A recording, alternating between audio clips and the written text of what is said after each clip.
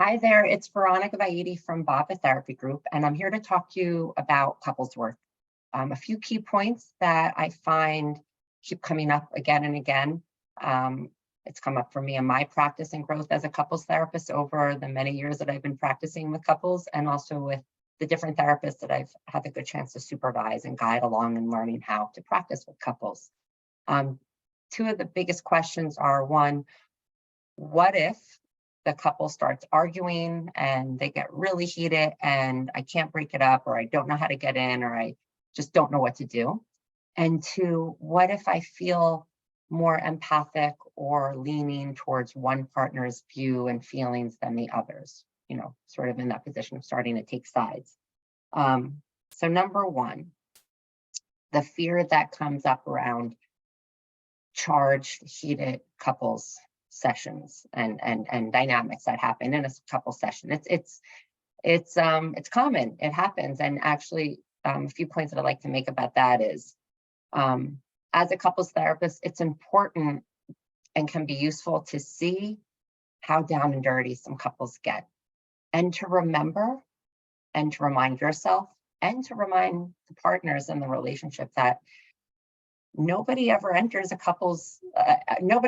enters a relationship choosing to go there, saying, I really want to get that upset. I really want to act that reactive or ugly or messy. That's who I want to be. Usually people go into a relationship with the, sometimes rose-colored glasses that everything's going to be beautiful and happy and we'll always make each other feel so good and great and positive and wonderful. And that's just not how it is. Part of the process of being in a relationship is the growth and the evolution that hopefully happens. And that is often quite challenging. It's, can be very, what can I say, surprising to people to find themselves feeling certain feelings or behaving in certain ways, or even saying things that they never thought they'd ever say to anyone, let alone the person they, vowed to commit themselves to and love and honor and just be with. So when a couple's relationship, when a couple session starts to get really heated, again, it's about, for the role of the therapist, it's important to give them a container for that and to permit it to happen with bringing in the guide rail so that it doesn't have to get so destructive. And there's that sort of gray area where it can be useful and important to see and understand and learn, and informative for the therapist about where people go when things go really bad and when things go south. And also important for the couple to be able to show that to the therapist, to show how vulnerable they become.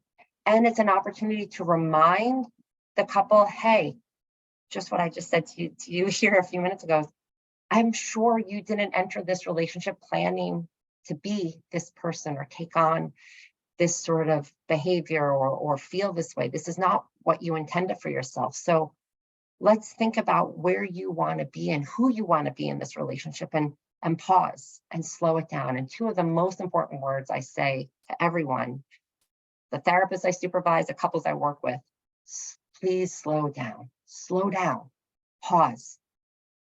It's important to understand what our reactive cycles are. It's important to understand and bring attention and awareness to them and recognize them. And it's essential to pause and catch ourselves in our own act, so to speak, and say, okay, wait a minute, what is this about? And learn to become introspective about it, reflective, curious about it. So a tool that I often tell therapists to use is exactly that.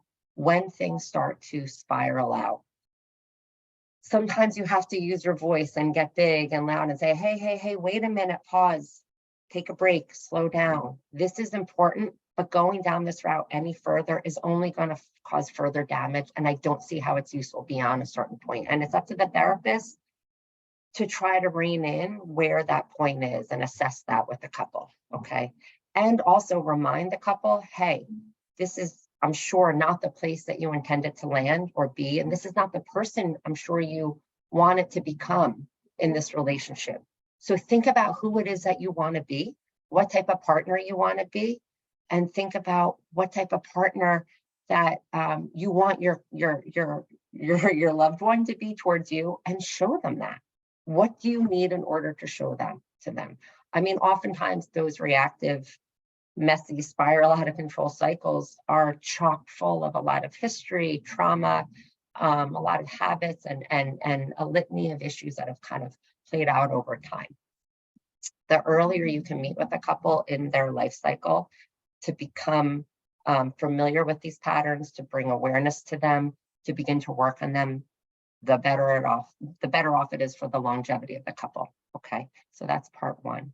Part two, which is that tendency for a couples therapist to feel like, oh gosh, I feel myself taking sides. I feel myself more empathic to this person rather than the other.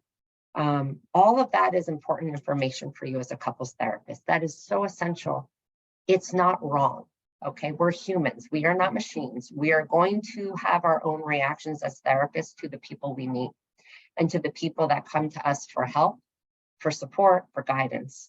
Pay attention to it and try to work through in your own supervisory sessions, what those leniencies and tendencies are made of for you. Perhaps it has to do with your own sort of history of relationships, via your own personal relationships, your parental relationships, your friends' relationships. It could be some sort of mirroring of people that you've been exposed to, and the people that you're working with are reminding you of those feelings. Could be a reflection of yourself. It's so important to just, again, pause, slow down, inquire, explore, create more understanding and insight for yourself. In the scope of the session, and this is, again, a bigger issue, but just to give you a few points, if you find yourself feeling like you're leaning, and the downside, I don't want to say the downside, but the harder part of that is feeling like you're leaving one partner out, or you feel sensitive to them and you don't want them to feel like you're teaming up on them, or you're ganging up on them, or they're just left out and cast aside. It's, again, reminding yourself what your position is. And your position as a couples therapist is to be there to hold both of them, and to remember that the relationship that you see before you now, and the people that you see before you, and the entity of the relationship was co-created. So even if, say, for instance, one person in the relationship tends to be more reactive, or perhaps a lot of the troubles are coming from one partner's, say, addictive behaviors, right? So it might be easy to say, well, you tend to be the reactive one. You tend to be the one with the addiction that keeps, you keep slipping up and relapsing. You need to balance it out by stepping back and looking at the couple as an entity, as a system, and say, okay, the other partner's in this too. Where are you at energetically? Where are you at psychically? Where are you at in terms of your own sense of self, in terms of what and how you may or may not be contributing, or how you could be of support, and or asking for support. It's everything is co-created. And that partner's there with the one who might be, quote unquote, the identified patient. And so remembering that both people are there asking for your support to be, not a blank board or a unfeeling sort of container, but you're a human being and you're going to have your reactions, and how to use that awareness that you might have more empathy towards the other is to say, hey, the other side of that, the negative space of that is, if this other person in the relationship is not garnering so much of that empathy, what is that about, right? What is it that they're doing or not doing or saying or not saying that leaves them sort of less, I guess, garnering less attention? All of it is important information to use, and all of it is it's not a one size fits all, but all of these sort of feelings that you have as a couples therapist that come up to you are so crucial and essential for helping bring more clarification and insight into the sort of intricacies of what this couple, who they are, what they've created, and also where they might need to go in order to shift things. Absolutely, what they might need in order to shift things. So remember your seat, trust your gut, know that the work of a couples therapist is not for the faint of heart. The work of any therapist is not for the faint of heart. It takes a lot of courage. It takes a lot of self-awareness. It takes a lot of humility. And it takes a lot of compassion to just understand that the people that you are meeting with are struggling, are hurting, and this is not where they intended to be when they formed this union. So come back to that, remind yourself of that, remind them of that. A little psychoed about that it's a process. It's not, there's no quick fix. And to slow things down, where to bring in more compassion, where to bring in more sort of specific understanding towards the little nuances of the dynamic. All of that can help contribute to a deeper understanding and a deeper evolution for the couple. All right, so good luck with your practice. Good luck with the people that you are trying your best to help. I know you're trying the best you can, and it's a pleasure to be here to speak to you. I hope to see you again. Bye.